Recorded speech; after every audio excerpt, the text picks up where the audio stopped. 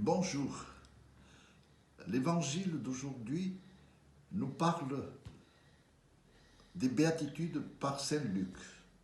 Heureux les pauvres, heureux les affligés, heureux ceux qui souffrent. Quand Jésus commence son ministère, il dit « L'Esprit du Seigneur est sur moi pour annoncer la bonne nouvelle aux pauvres ».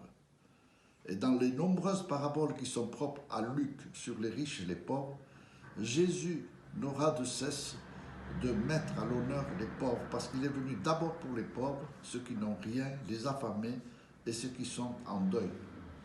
Et ce sont ces personnes-là qui doivent être aussi la priorité de ses disciples. D'abord, Jésus a vécu lui-même cette pauvreté matérielle. Il n'avait pas où reposer sa tête. Il a connu la souffrance physique et la mort dans sa passion. Il a pleuré souvent quand il a été témoin de la peine causée par la mort de ses amis.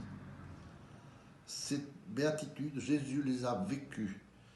Et il déclare donc heureux, non pas ceux à qui tout réussit, les gens aisés, ceux qui ont une bonne santé, mais tout au contraire, ceux qui sont aux prises avec les situations les plus difficiles et qui sont engagés dans les combats exigeants. Jésus en a assez de voir les pauvres être de plus en plus pauvres. Jésus en a assez de voir ses enfants mourir. Jésus en a assez de voir ses enfants manquer de pain et il décide de prendre parti pour eux et de les rendre heureux. Ce chemin, ce combat de Jésus, ses disciples doivent le continuer. Le combat contre la pauvreté. On peut dire qu'avec Jésus et ses disciples, la pauvreté recule.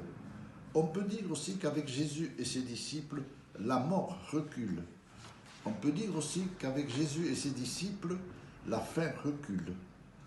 Vous allez me dire, à juste titre, qu'il y a encore aujourd'hui dans le monde des millions de pauvres et d'affamés.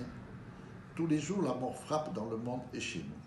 Cet évangile de Jésus est un engagement, de Luc est un engagement de Jésus et donc un appel à chacun de nous à tout faire pour éradiquer la pauvreté, la souffrance et la mort. Bonne journée, merci.